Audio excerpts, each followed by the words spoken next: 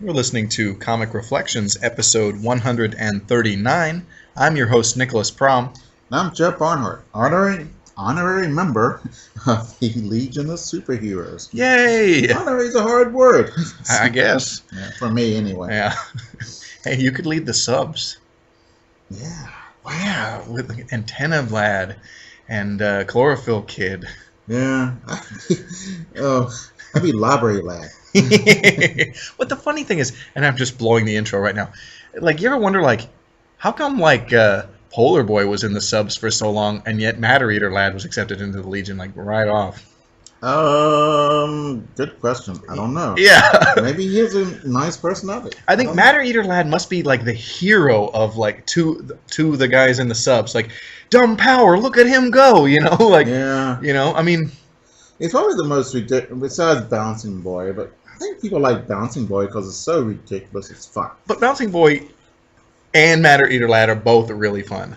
I love them a lot. Mm-hmm. And Spencer, the other guy who sometimes records with me, and he originated the show with me, he and I've been like trying so hard to talk him into being Bouncing Boy to my Matter Eater Lad who would cosplay at con. Oh, man. Because he's a big fella. He's perfect for it. I'm like, my mom will make you a sweater that looks like Matter Eater Lad or a Bouncing Boy's costume. It'll be perfect. Oh. You know, but he had to be convinced. I'm like, look, it's the only fat guy superhero. You always have to be a villain or like the fat version of somebody.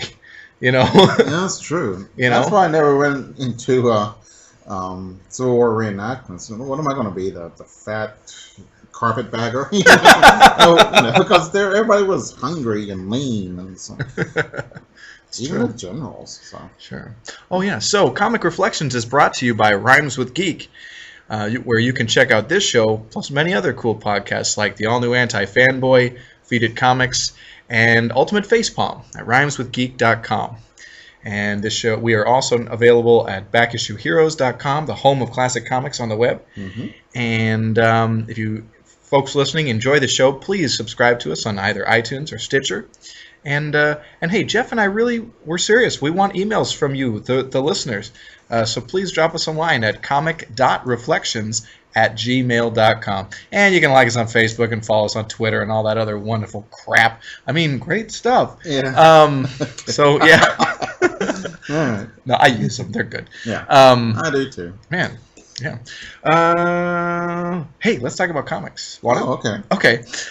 So the first issue we got to talk about is Superman's pal, Jimmy Olsen, number 54. And the lead story is called Elastic Lad's Wrestling Match, written by Robert Bernstein, penciled by Kurt Swan, and inked by John Fort. Oh, one thing.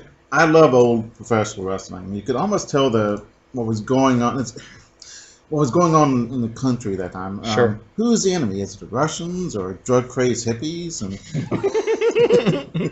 okay, so it made it fun. Now I don't know who the bad guy is. The bad guys are the faces, the heels or the faces, and it doesn't make sense. So, but in the 50s, professional wrestling was the televised sport. Sure. It was easy to televise.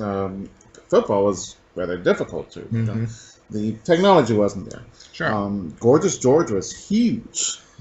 And George, massive. The Animal Steel. Man, he's great. Tor Johnson, of course. Mm-hmm. And Peter Blassie. Yeah. No, not Peter. Is that the one? It's Blassie. I can't think of his first name, though. I thought it was Peter Blassie. I thought it was Bill or something. Or I don't know. There's that really strange movie that he did with Andy Kaufman, Breakfast with Blassie, and I guess it's takeoff of something else called My Dinner with Andre. And I have no idea what that is or what that's about. Is it with Andre the Giant?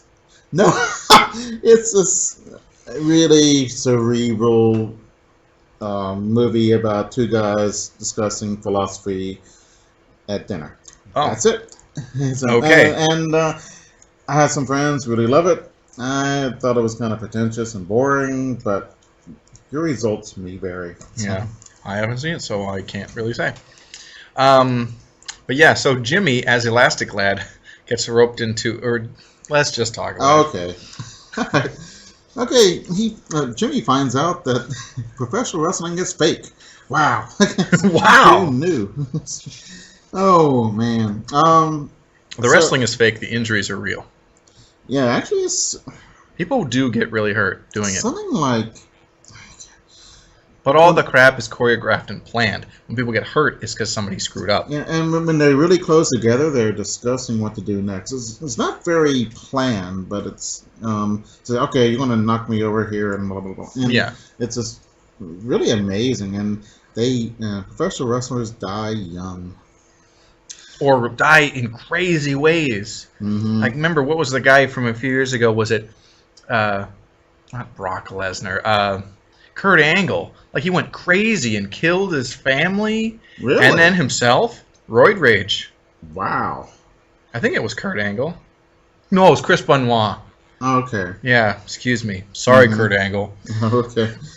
Kurt Angle's just a douche, though. No, I think. is he or The is that character, place? I guess. Yeah. The character Because is he won. I guess he won Olympic medals, and he was so proud of that he was made into a heel, which is really interesting. Yeah. Yeah.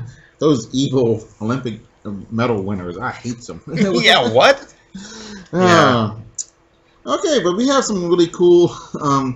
We have some. So cool wait. So wrestlers. Jimmy finds out about the wrestling. What is the reason he goes in to cover this story? Oh, it's he's going to wrestle because they're going to. I will give $5,000 for your favorite charity if for 1 hour you can take on and beat all comers, which is. I wouldn't do that. No. Even as Superman. You have to fight for an hour straight, basically. Mm-hmm. Yeah, no thanks. Yeah. Well, one of the things, all right, Mac the Martian is fighting Blubber Ben, and Blubber Ben smacks the crap out of the Martian and knocks his teeth out, and they're fake teeth. Right. So it's kind of, oh man. And there's Totem Toms where he's scalped. Oh man. All right, so Jimmy says, "All right, I'm gonna fix this." He's gonna get his elastic lab Serum. Serum. The problem is the serum is getting old and it doesn't last as long. So, Right. So, but he goes into the ring as Elastic Lad, and he can't be beat, basically. And he fights all these goofballs. Yeah, he's fighting the Snowman, and the Snowman's got him down. He can't do anything, so he reaches out to Lucy Lane's drink and gets some ice cubes and puts it on the Snowman's back and makes him release a hold. Man. But that would work too. I mean, yeah. You get that sudden shock of cold. I get it. You're like, ooh, you jump. But yeah, it's just kind of silly. Yeah. We are talking about Jimmy Olsen. We are. And silly is his middle name. Alright, so he fights and fights, and then he runs the evil promoter who's not going to give $5,000 to any charity. That's not him. Right. Is sees Jimmy drinking his elixir, and he switches out the elixir. So that the ugly Superman, which is a guy in a Superman costume that he's got to fight next, he gets the stretching power. Yeah, and man, I want to live in a world where one of the professional wrestlers is the ugly Superman. Right? That would be so awesome. I wonder if DC would be okay with that. Yeah. Because this is part of their history. I don't know. They probably wouldn't. Okay, what's Superman up to with this story? It's important. Oh, man. All right. Superman, we find out the beginning of the story, is going to get shot out of a cannon, and he's going to have be blindfolded. With a lead mask. Yeah. And to hit a hole so many miles away. Yeah. It doesn't make any sense to me either. It was a charity thing also, I believe. Yeah. So, but that's going to play into this later. Yeah. So anyway, the ugly Superman stretches above the stadium, and Jimmy's stretching is fading, and so he looks like he's going to lose. But what happens now? He throws the bottle of elixir up into the air, and sending this. So the ugly Superman stretches to catch it. Jimmy had planned this to the detail of knowing that Superman was going to be blown across the arena at that time. Uh-huh. So he if he throws up the elixir, the ugly Superman goes up, the regular Superman is going to brush by him at such a super speed and knock him out. And it works, and which is, oh, come on. I can take elasticity elixirs, but that would require a computer to... Well, okay, but Jimmy is triumphant, and the charity gets $5,000. Yeah. Yay! And then the next day, Jimmy is beaten at arm wrestling by a copy boy, which is the lowest thing in the world as a copy. Yeah. So we got some cool house hats to talk about following this. We got one of the great giant Superman annuals. This one's about all the weird versions of Superman. There's the goofy Superman that looks like Alfred E. Newman from Mad Magazine. I would love to read that. I'm not sure. Yeah. Because that's kind of cool that they would use that. And, yeah. Let's see. Lion of Steel. The future Superman with a big bulbous skull. Yeah. I love those. The Methuselah Superman or whatever, the old man Superman with the long beard. There's the unknown Superman who's got his face covered. Yeah. The ugly Superman who we saw in this story. And other cool stuff. Yeah, those are fun. Yeah, some Secret Origins. Yay! Those were really fun annuals also. So, but anyway, let's talk about the next story. Yeah. Also, there's another house hat talking about upcoming super attractions, talking about things in the next issues of Superboy and Action and Adventure comics. One thing that really stuck out in my mind here was there's a story about a Bizarro Mxyzptlk. Oh my God! Can you imagine that does good deeds? I think I read this and it blew my mind. Yeah. Oh man. That's awesome. Mm-hmm. So superpowers of Perry White. Cool. Oh man, I do love Perry. Yeah. And the '70s Supermans. He got really downplayed. Yeah, and they suffered. He's a great character. He plays off Jimmy well. Yeah. And I don't know why he hates being called Chief. It's just kind of a fun thing. Like, he doesn't really hate it. Right. But I like in the Silver Age how Jimmy and Perry and Lois, they're important to Superman stories. They're not just there to be rescued. They have character, they have personality, and they have real relationships with each other and with Superman. They're not schlubs. They all do a good job. Yeah. I mean, they always get over their head, but yeah, I don't know who else wouldn't. Right. I mean, and you have to have a comic book story. Right. So, but yeah, hey, let's talk about this next story. This is great. Boy, it's King of the Giant Ants. Let's see, and who wrote this? Robert Bernstein wrote this one also. Kurt Swan penciled it, and Stan Kay did the inks.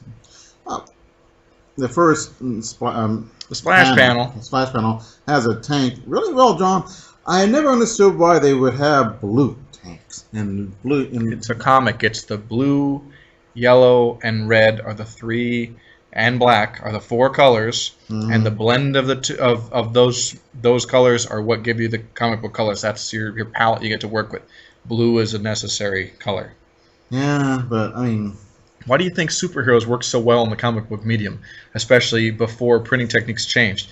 The bright costumes, it works great. Right, but it should be a different color than blue. I don't know. That's sort of I never. The real world is actually very drab when you think about it. And a comic book page, you want to have a nice dark blue tank like that, or it's a deep blue, I would say. Yeah, maybe it's for the Navy. Okay.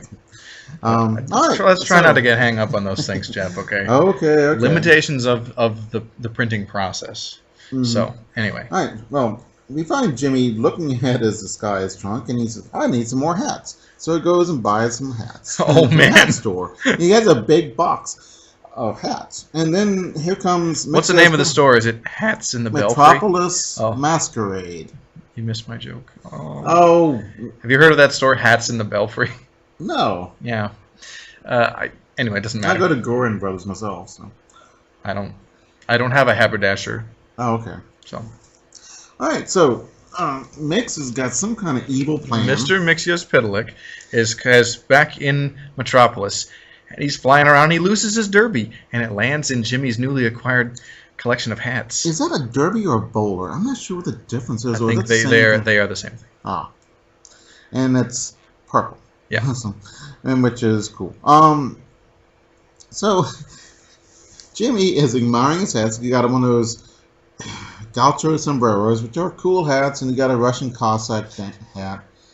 And then he puts on Mix's hat. Yeah. And he said, I wish I had a lot of money to take out Lucy Lane. And all of a sudden, money comes out. Yeah. So he looks in there and says, hey, Mix has put his name in this hat, which is cool. So he realizes, oh, how did I get this hat? But he realizes with the hat, he's able to grant wishes to himself and fly around. So he wishes that he had Superman's powers for a few hours. Yeah. Rather short-sighted. Indeed. And he lost his hat flying through the air. Right. So yeah, the hat's destroyed, but he's got superpowers temporarily. So that's okay. Yeah. He hears on the radio there's a scientist in trouble in the Amazon, I think. A Brazilian jungle. Yeah. No, Amazon. That's almost the same thing. Yes. So he goes to Professor Lang. Oh, is this Oh, is it Lana's father? Could. Or it could just be another Professor Lang. Because I remember Lana's father was some kind of scientist or explorer. An archaeologist. Yeah, an archaeologist. But is this guy doing archaeology or is he doing science? I don't know. Well, I suppose they're the same thing. Maybe he's doing Scientology. You'll know when you read Dianetics. Okay, so he goes to see Professor Lang, and there's all these huge Buick-sized ants around. Yeah. So they're trapped in there, and they're in a building. Yeah. And here comes the ants, and Jimmy fights them, but then the ants bring in kryptonite to destroy Jimmy, and says, aha, I am immune to kryptonite. Then they show him that Superman is being captured by them and being held with the ant holding kryptonite. Yeah, I was wondering how the ants would even know to use kryptonite, but because Superman was there, I guess that's how they figured it out. Right, and they probably figured it out because they read his mind, because they have superpowers too. Sure. So they force Jimmy to make them take over the world. Okay. To lead them doing that, and which is odd. And it's, okay. We'll kill Superman. I got an army, and I want somebody who doesn't want my army to win to lead them. Right. But they want... It's having Jimmy, because Jimmy has superpowers, it's the equivalent of having Superman lead them. Right. And because they know Jimmy will help them, if only to keep Superman from being killed, he'll do it. It kind of works, but you make a good point. Yeah. So... Oh, I recognize him. He's Jimmy Olsen. The skunk has turned against the human race. Oh, man. Man. So he has... I love stories where someone turns against the human race, or they think they did. Yeah. Yeah. So Jimmy makes him build a trench. Yeah. And he gives him an excuse. And so this prevents him from getting out with the ants. Right. But then they pile up on each other and get out anyway. Yeah, and so everything's looking bad, and they're going to kill Superman, and Jimmy wakes up. It's all a dream. Yeah, it was a magic-induced dream from wearing Mixia-Pitlik's hat. Yeah, because Mix has some red kryptonite dust in the hat, and it made him... And red kryptonite... will affect Superman in different and weird ways every time, because Jimmy wished for the superpowers... The red kryptonite affect him too, right? Right. Okay. Yeah, it's kind of complicated. And that's a bit flimsy if you ask me, but... Yeah, well, okay. They had to end it somehow. Because it didn't make him Kryptonian. Right. You know, so... But, whatever. So, Superman comes up, but it's not Superman, it's a Superman robot. And he gives Jimmy a haircut, looks awful, and he destroys the hat. Wow. Do you remember the Superman story where red kryptonite affected Superman and he was like part ant and he was like talking to the giant ants? No. I could have swore we read that story for the show. Maybe? I don't know. We read a lot of stories. That's true. All right. So the next one, do we want to talk about this giant Batman annual in this house ad? I didn't look at it very much. What do you have to say about it? It just looks awesome. I love all of those. Tales of the Bat Signal. Thrilling escapes. Amazing inventions. A secret utility belt. And the famed batarangs. I swear, I think we might have read that one. It sounds familiar. I know I've read Tales of the Bat Signal. Yeah. All right. So the next story is Baby Jimmy Olsen. Yay! Yay! Who nobody knows who wrote it, but Kurt Swan penciled it, and Stan Kay did the inks. Let's see. My guess is this is a Jerry Siegel written story. I don't know. It's A-okay with me. Yeah. Okay. Jimmy finds out that Lucy Lane likes older men, and they're this suspicious guy. He's wearing a uniform of some kind. Yeah. And I don't know what he is. He looks like he's going to be the captain on the Love Boat. Indeed. Lucy's looking fine in her dress. Yeah. So she likes older men. So Jimmy says, I have some growth serum that'll make me older. But it works in the opposite way. It makes him a baby. Yeah, because it had been sitting or it went bad or whatever. And, yeah, so what's baby Jimmy going to do? He finds in his trunk or something a baby Superman costume that a dwarf had worn for some event. Mm-hmm. And so he gets on a tricycle and goes to the Daily Planet. Yeah, to see if he can find a cure. Right. He might have an antidote. So he and Perry White finds him and says, "What are you doing?" And so Jimmy takes the cigar out of Perry's mouth and starts smoking it. He says, I'm a performer. You're messing up my act. I'm supposed to be here with Jimmy. So yeah. So Perry actually apologizes. Oh boy. And he thought he was just getting rid of some kid. Oh, it's great. Yeah. So Jimmy writes a letter saying that he is a kidnapped baby, and he puts himself in front of Lois Lane, who is living with Lucy Lane. Yeah. And he puts him in front of the doorstep, like the old orphan on the doorstep routine, and it's great. Then once he gets inside, this is his in. Yeah, it's great. And they love him because he's a nice kid, and Lois wants to feed him spinach, and he says, "No spinach. Me no like spinach." So he gets on. He looks at Lucy Lane's bedroom, and there is a bunch of pictures of handsome older men, and he knocks them all off except for Jimmy Olsen. He says, "Oh, look, pretty," and Lucy says, maybe there's something to Jimmy Olsen. And it works. Yeah. Gosh. Oh, it's crazy. All right. Well, the guy in the captain's uniform is really a criminal. Yeah, he comes back and he's a criminal. Jimmy reveals that he was wearing a false beard. Mm-hmm. And Superman comes and makes it like Jimmy is actually Super Baby. Right. And so Jimmy beats up the criminal. Mm-hmm. Oh, it's hilarious. Man, it's so cool, man. I enjoyed this story so much. So what was the end? How did Jimmy get back to being an adult? Oh, Superman has elixir hanging around the house. Of course. Yeah. Oh, man. So, I love that crap. But yep. The next issue we've got to talk about is Superman's pal Jimmy Olsen, number 55, and the lead story is called "The Monster That Loved Aqua Jimmy."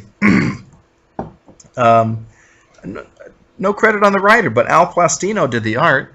And do you want to explain this? What is the meaning behind the title? Oh, God. Give me the hard jobs. All right.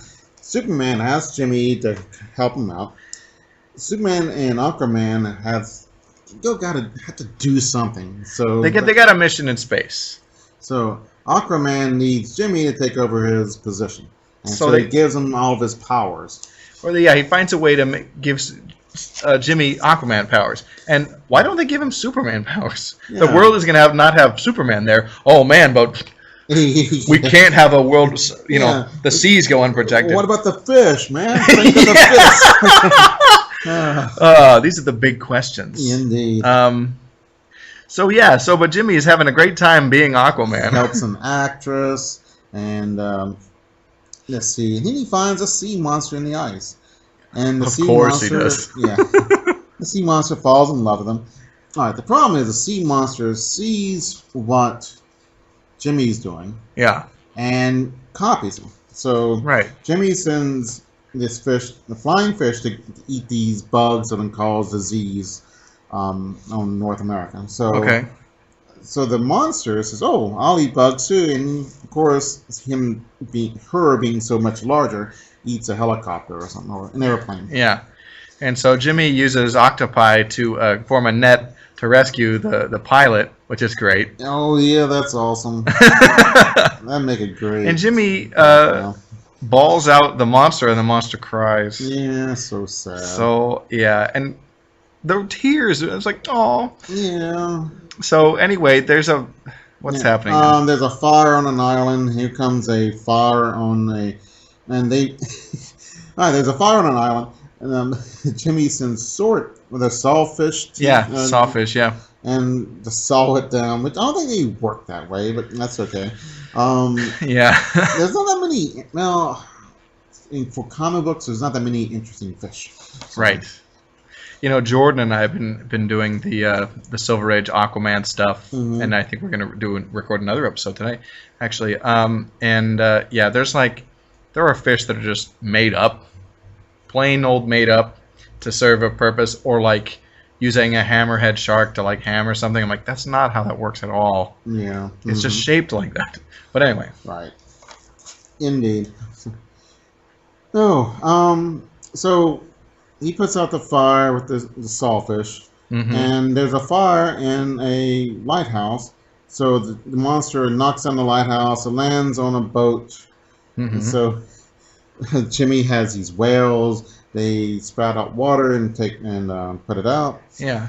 And here comes another monster. Two of them. Monster. Yeah. Two big sea monsters. And what are we gonna do? They put the sea monster that loved Jimmy back into ice. Yeah. And that's that. And then Superman and Aquaman return from space. And what's happened? Lori Lamaris is there too. What happened? She summoned two big undersea beasts to save the day. Yay! And then Jimmy goes back to being just regular Jimmy. Yeah. So here's an interesting story. It's called Jimmy the Red, Thor's Best Pal. Yeah. Written by Robert Bernstein. Penciled by Kurt Swan and inked by Stan Kay. Yep. Interesting, because we recently did a lot of Marvel Thor stuff, and it's cool to kind of look at a purely mythological version from DC.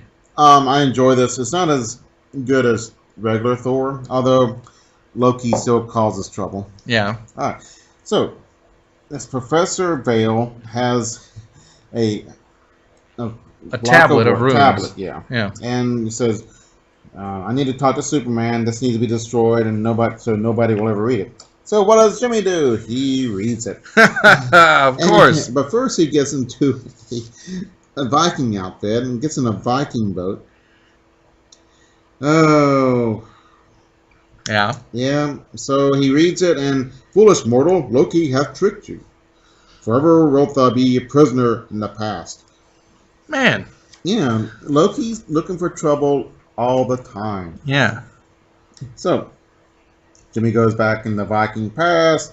He sees Thor. He frees Thor because Thor is chained to the cave. Yeah. So it's interesting that Loki or that Jimmy is able to lift Mjolnir, Thor's hammer. Yeah. But I think the not being able to lift it is a Marvel Comics thing. I'm not sure. I also am not sure. So. Yeah, but not bad. I mean, it looks more like a Warhammer than the Marvel version, but okay. So Jimmy is Thor's best pal. So Jimmy is given this big horn, which is about 5 feet long, to blow when he's in trouble. Gee, this sounds familiar. Yeah. Just like the signal watch. All right, Loki, who looks like a mean gnome more than the cool Loki of of Marvel Comics. But yeah. And Loki in Marvel Comics has more. I mean, this is only in one story, so right. but there's the Marvel Loki has more pizzazz and character. And this Thor should be noted is he's got the winged helmet, but he's got a long red hair, beard, Mm-hmm. So I remember reading some issues of Arak, Son of Thunder. Mm-hmm. And we might have read this one too, where he had some interactions with the Norse gods, and they were more like this. So yeah. Okay. So anyway, it doesn't matter. All right. So they have adventures, and Jimmy calls Thor and saves the day. Yeah, Loki looks kind of like Rumpelstiltskin in this. Yeah. Or Rip Van Winkle. Mm-hmm. But anyway. So Loki figures something else out, and he I don't know, he makes a trap, and Thor is trapped, and Jimmy's about to die, so Jimmy gives Loki some Earth money to look at and to read. Some coins. Yeah. And one of them says nickel, which is close to Icol, which is Loki backwards. So, because Jimmy figured that Loki would be somewhat like Mixius Pidalic and be sent away if he said his name backwards, and he was correct. Yeah, man, that's stretching it. Man. But so Jimmy's Thor is really grateful. So what can I do for you, Jimmy? Hey, send me back to my hometown, my home world time. Yeah. And so he does. Yeah.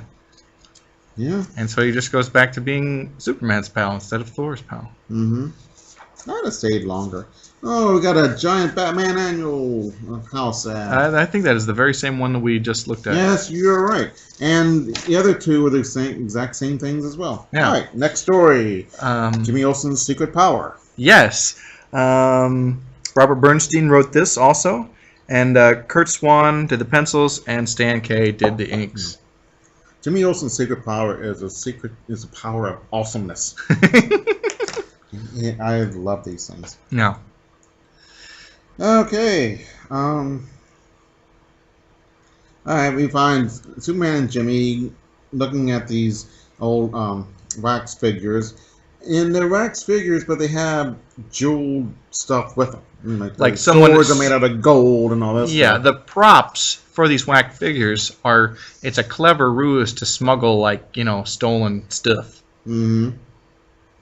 Yeah, so the crooks come and Superman mass hypnotizes them. Which is awesome. Yeah, it is.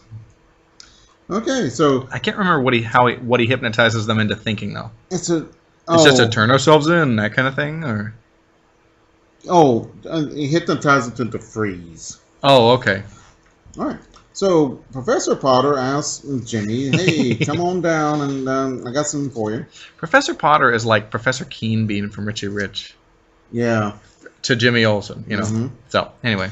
So little does Jimmy know, Professor Potter is away, and these guys are crooks, and one of them disguises himself like Professor Potter. Yeah. And he gives him understand what's going on. He gives him this, not magical, but science-y horseshoe that has the power of repelling stuff. Mm-hmm. So Jimmy can wear it or carry this and repel objects.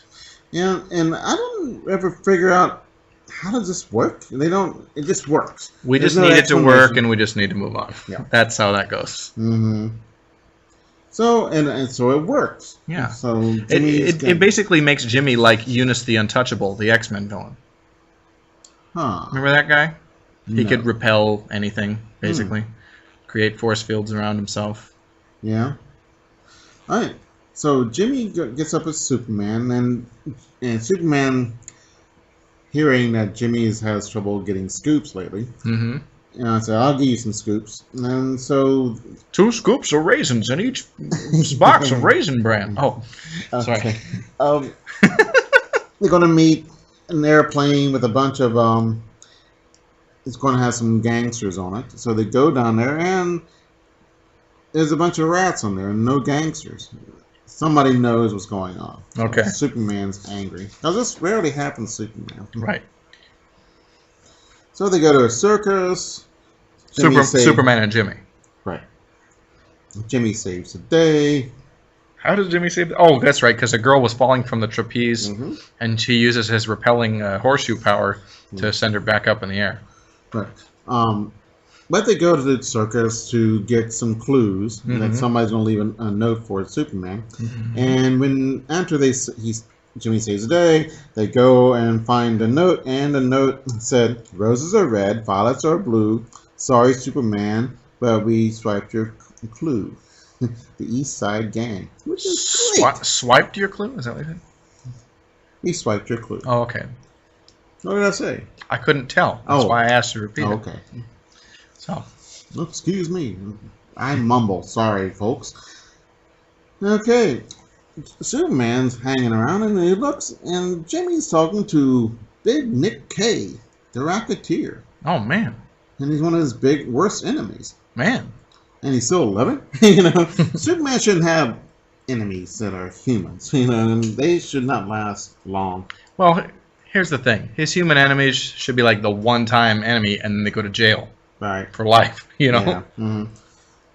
I would not be as nice as Superman. I would have probably killed Lex Luthor. If I was Batman, I sure would have killed Joker long, long ago. Well, and Batman's villains, they definitely are deserving of death. They're insane murderers. Yeah. Superman's... the Riddler, that's enough. He amuses me. I would let him live. But but villains like the Joker, the ones that are in Arkham Asylum, they're all killers. Okay. The Riddler and the Penguin, they get to live, but yeah, the other guys, it's like breakneck. Come on, so. Right. And if Batman was real, they would probably die in fights with him anyway. Yeah, and Batman would die too. Yeah, let's be real. All right, so Jimmy has fun. Okay.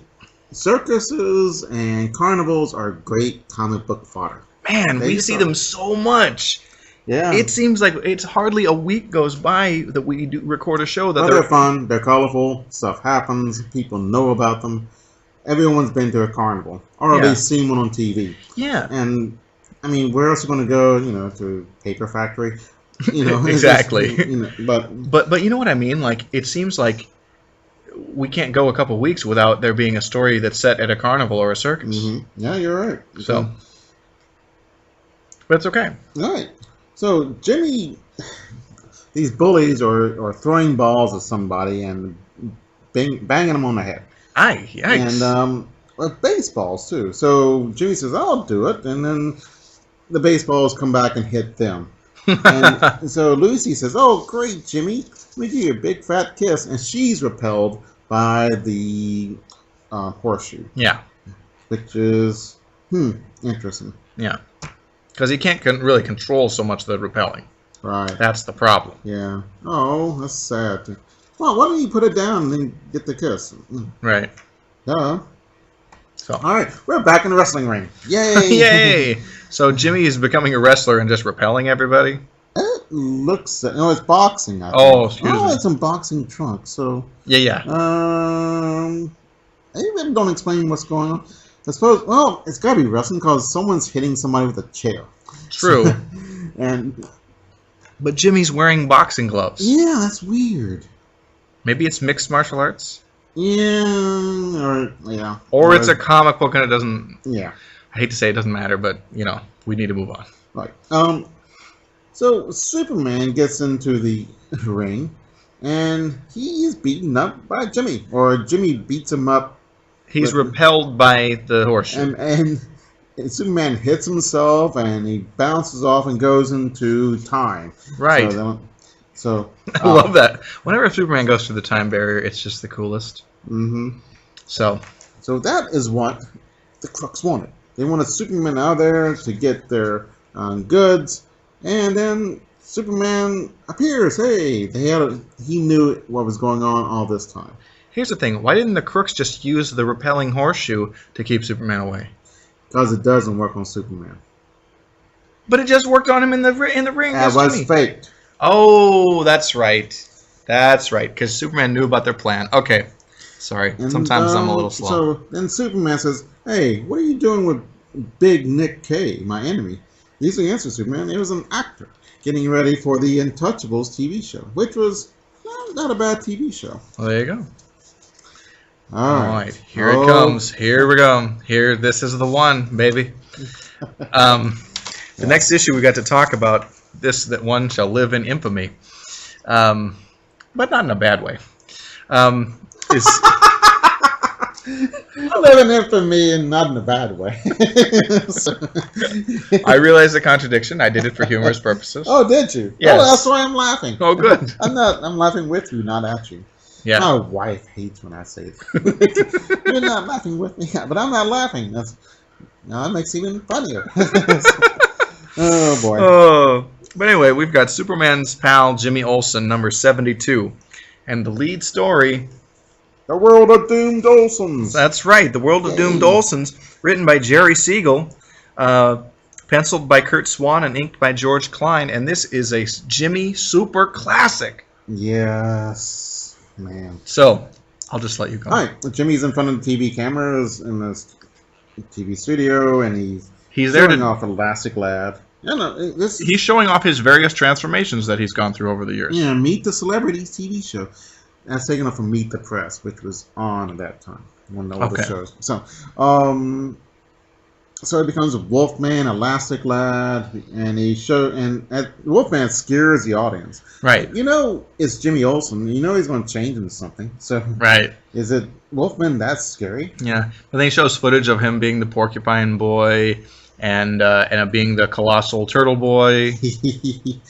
What's your favorite Jimmy Olsen transformation? Man, I think maybe the coolest one is the Giant Turtle Boy one, because for other reasons that we'll talk about later in this story.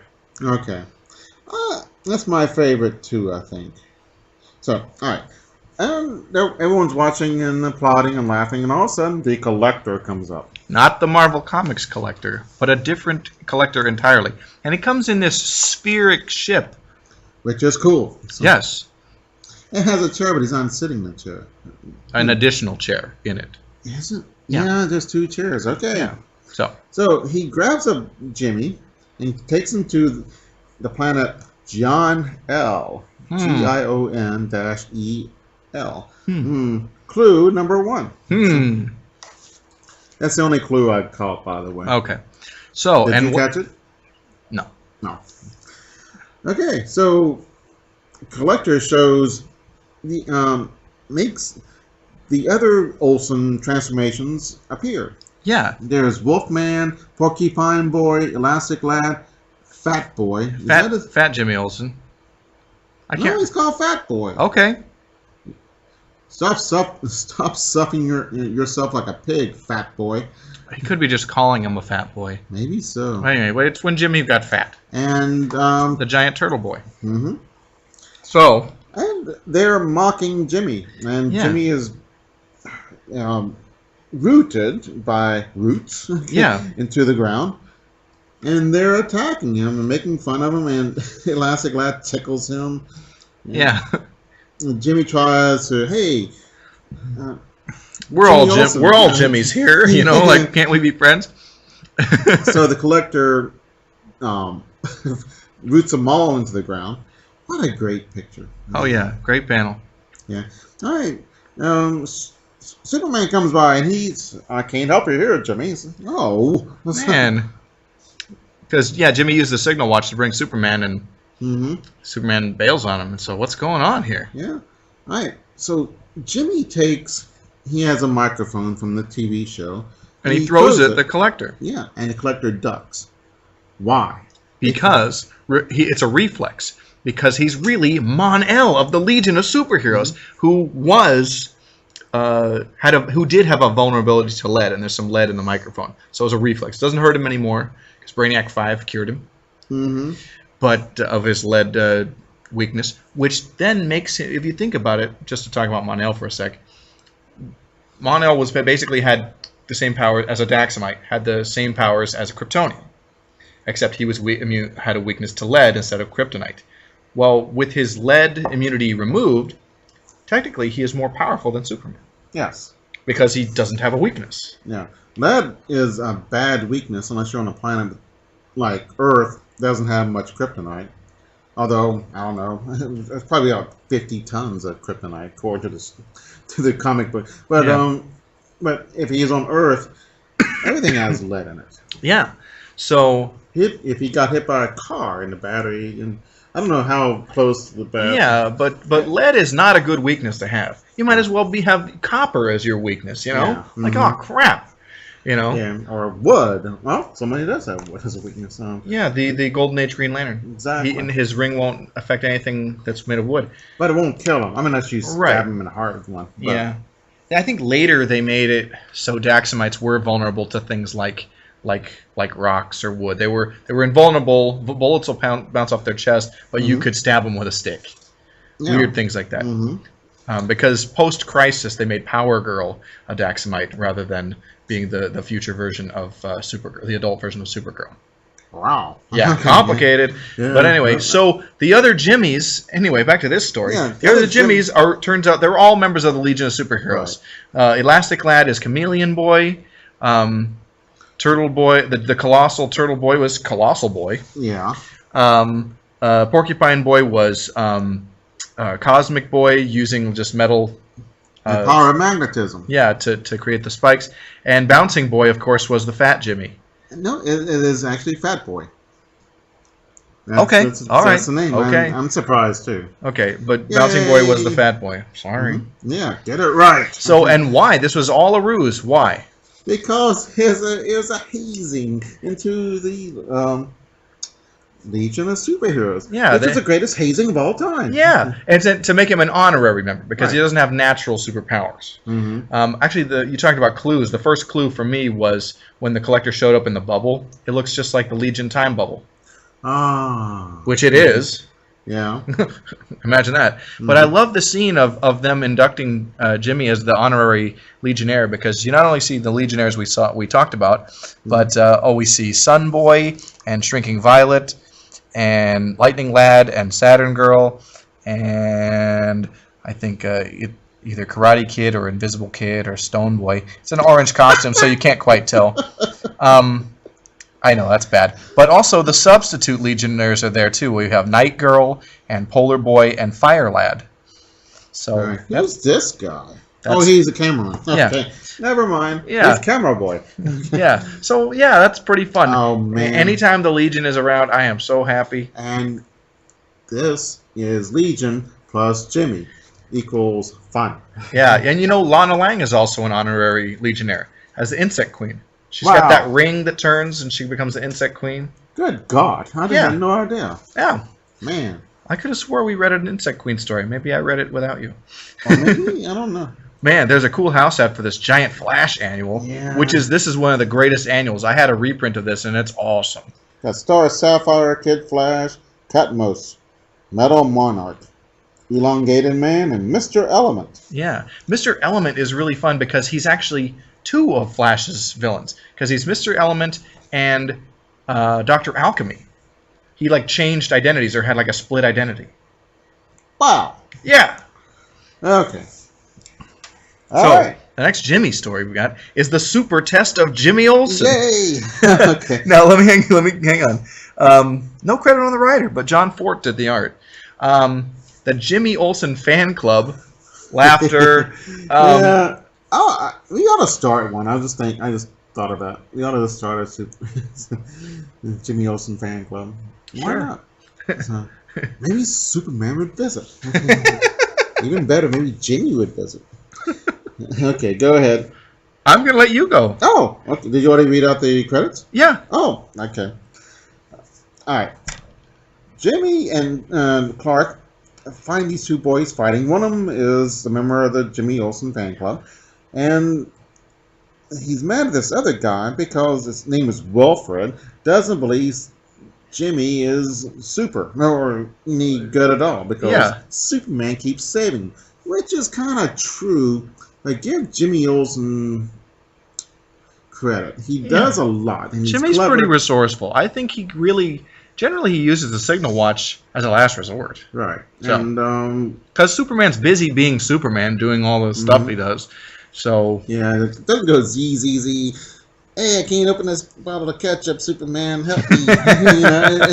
He's about to die or something. right, Give the dude a break. yeah. So Wilfred says, "You're a phony." So they have a meeting, the Jimmy Olsen Club. They have a audience in an attendance hall. Yeah. There's just a lot of people there, and so Jimmy tells a story of he's looking for big white apes, and he notices some apes, and then he's about to get attacked by some tigers. So he makes himself look like a white ape and pretends he's a baby, and the white apes save him. All right, that's. And that was a Superman-free story, but Wilfred doesn't buy it because no one witnessed it. Yeah. Well, so he's calling you a liar. Yeah. Which is uncool. No. Unless Jimmy is lying. But, Jimmy could tell me that the moon is made of green cheese, I believe. Well, and here's the thing. What does Jimmy care that this one kid doesn't like him? I just tell him to go screw, Yeah. Hey, here's my friend Superman. Hey, Supes, beat him up. So, or Jimmy could beat him up. He knows kung fu or something. I think if Superman punched a real person like hard, he would just vaporize them. Yeah. They would just become a mist. Mm-hmm. You know what I mean? Or he would go through them to be the guy with Superman's fist in it. Well, right. Quickly. I think if Superman, like, without holding back, just punched somebody in the jaw, their head would explode. Yeah. Like an uppercut from Superman? Okay, anyway. All right. So, okay, I'll tell you another story, like Jimmy says. So these escaped convicts gone out, and they've escaped from prison. Oh, is that where convicts come from? Yeah. Okay. And sorry. Actually, that's in our next. Is it this episode or the next episode? The next story? No, next. The next episode we mentioned where comics come from. Oh, okay. I have no idea what you're talking about, but right. we will. Okay, so the cops go down one. They get to a river, and the smell and the dogs who are chasing the convicts stop at the edge of the river, so they don't know which way they went. The cops go downstream. Jimmy goes upstream by himself, which I guess the cops aren't smart enough to know that rivers run both ways. I guess. So what do we have? We have a carnival, or an old amusement park. Oh my gosh! Twice in one episode. Yeah. So they see Jim. The bad guys see Jimmy. Jimmy hides in the carnival or whatever it is, and he gets on the roof. And there's these. He says, "What am I going to do?" So he's right next to the river. He sees a sign made of letters. So he throws the letters into the water, but at a certain interval, so it'll spell out a message to say "Thugs at Park." So. And it works. But that would never work in 100 years. Okay. This is too. Okay. It's neatly spelled here. Right. But if you threw out THUGSATPARK, and people would say, "Wait a minute, I wonder if that's a word."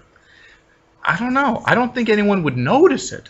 No, they're looking around the river. Okay. So, I think this is fairly clever. Okay. It may be right. I don't know. It was a wash for me. Happens. So, anyway. All right. This Wilfred just he says that doesn't count because this just uses a clever way to call the police. So, oh well. So Jimmy didn't do anything basically. All right. And then. All right. Then a spaceship lands. Yeah. No, not quite a spaceship. Professor Potter has some device that brings an alien to America. Yeah, and there's a big Venusian. He's from the hot side of Venus. Jimmy. Okay. They want to save the guy, and he comes on and says, "I want to take over now." Says, "Oh." So Jimmy throws some kind of piece of metal. Something hot to make the sprinklers go off. Right. And it makes this guy extra cold because they're like mummies from the planet Venus. And so they leave instead of conquering Earth. Right. And Wilfred said, maybe you just made up the whole story. All right. Well, Jimmy doesn't know what to do. And all of a sudden, there's a bomb threat. Mm-hmm. So Jimmy figures out where the bomb is with a little help from Clark, who's hanging around. Yeah. As, Clark is really Superman. Oh, yeah, that's right. But Clark doesn't want to come out as Superman. He wants to help Jimmy, solve it so Jimmy looks good. Mm-hmm. Although, don't you think pride shouldn't come into play here? There is a bomb. People's lives are at risk. Oh.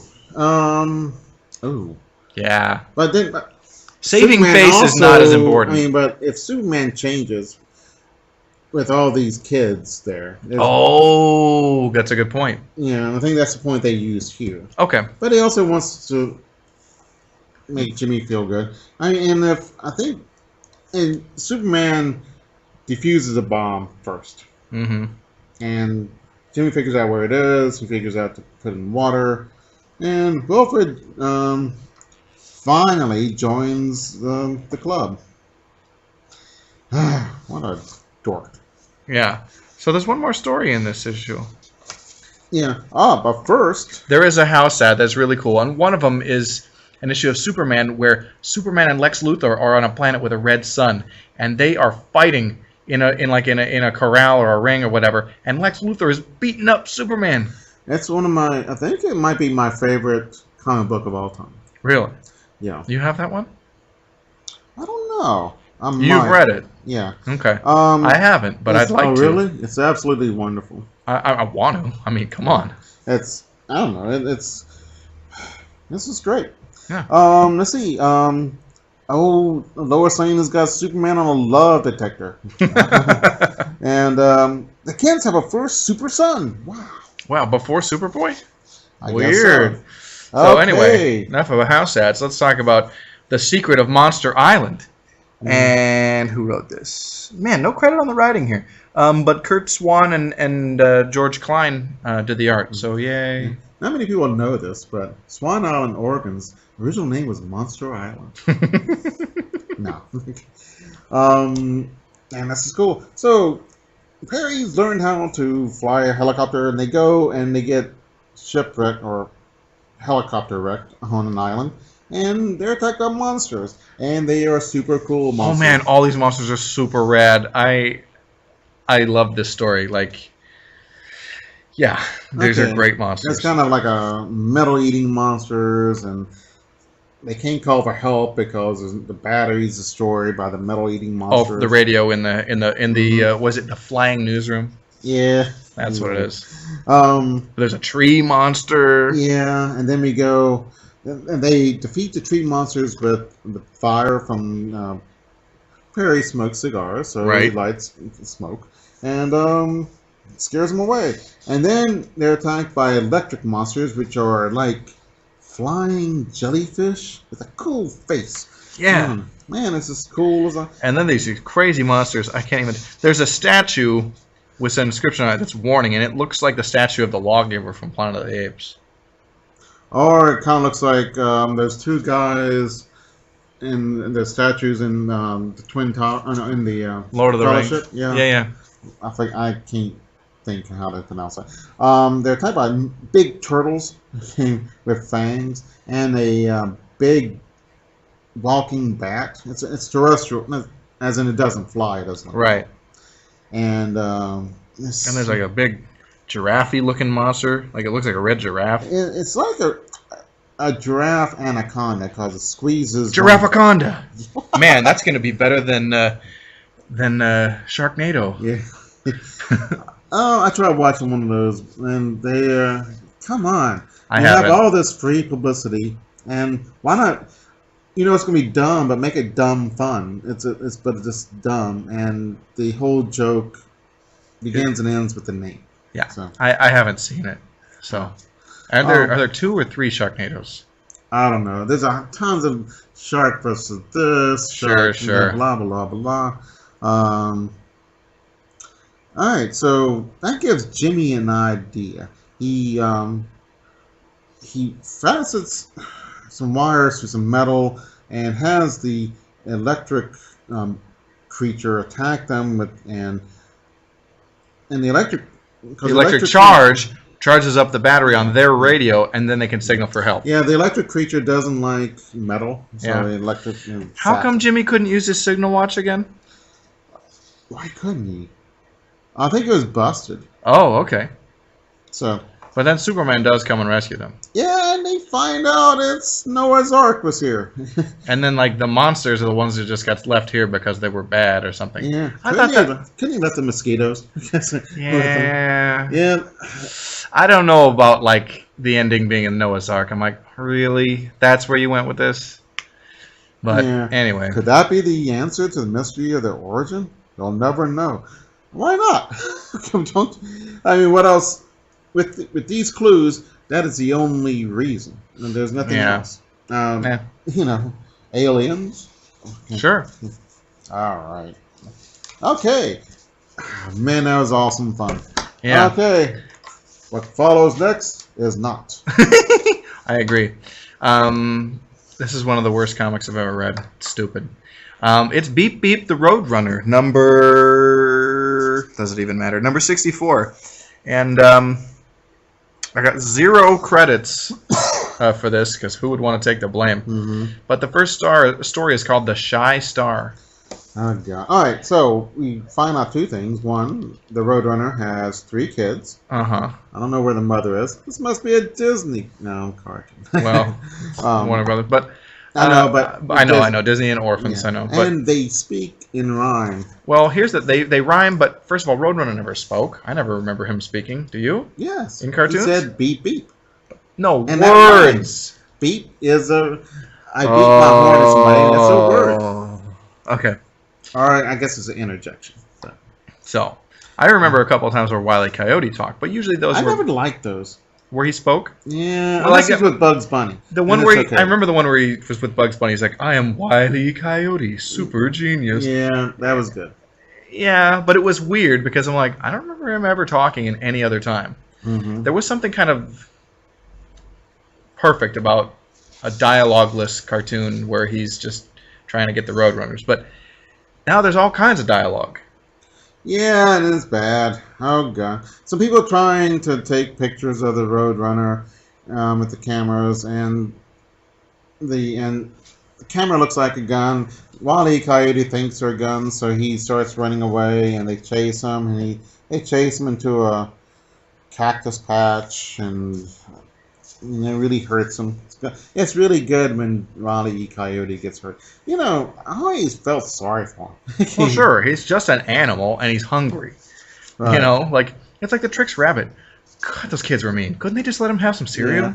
Yeah. You know? Yeah. Mm-hmm. And Lucky Charms. Okay, that leprechaun.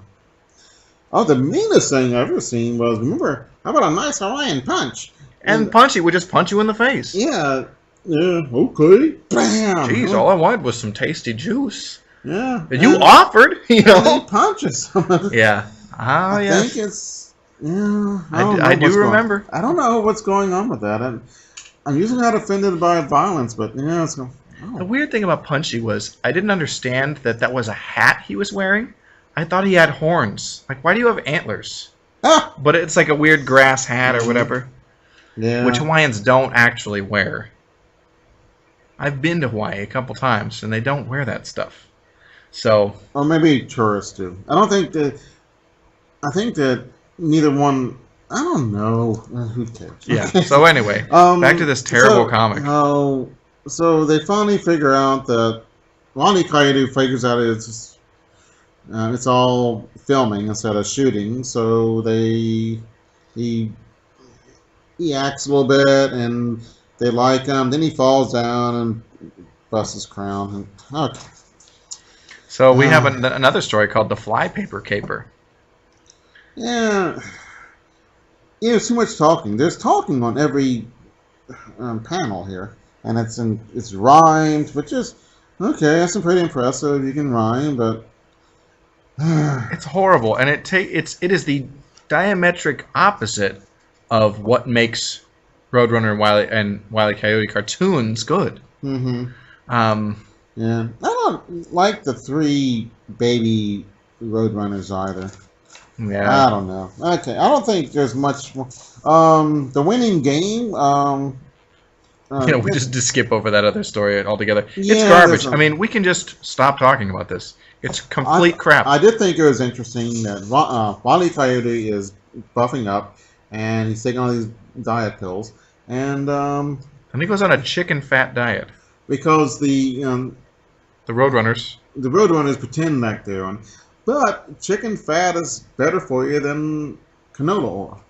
Okay. And so it's kind of ironic, and that's about all we need. Oh yeah, PU. It was bad. Yeah. Okay. All right. Sorry to. Comics should be good. Yeah. And that is not.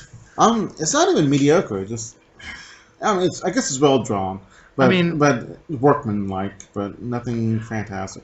I mean, you can make something for kids, but don't insult me with just being dumb. It's one thing to write something and say, "Oh, this is cool. A kid might enjoy this." But writing specifically, writing down for a small child is always a bad idea. Yes. Because if you're going to do that, write something specifically for small children, then you should have something that they're supposed to get out of it or something. And there's none of that here. Yeah. It's just distraction and it's crap. And let's beat up the coyote who wants to eat them, and it's no one. I don't know. It's just no good. Yeah, I'm sorry, folks. I don't think there's any reason to apologize. No, I'm sorry when there's bad comic books. I mean, it's not even funny enough to we just skipped over the other 3 stories in the book because they're just so lame. Yeah, and that's not what we're talking about. Yeah. Okay, but to quote the collector from World of Doom Olsens, why are they doomed? I don't know. Because that sounds cool. Yeah, you'll pay for that. Let's see. Oh, what? I forgot what it said. Accursed mortal? You'll pay for that, accursed mortal. Okay. Sorry, folks. Okay. Man, Thanks, bye. I think we need to just cut that feature. The end quote. It just needs to go away. Okay. But maybe this at the bottom of the show we should remind people to check us out on Facebook or Stitcher or something like that. Yeah. Okay. All right. We're beta testing new ideas live on the show. Yeah. All right, and I'm going to end it abruptly now. My classic send off.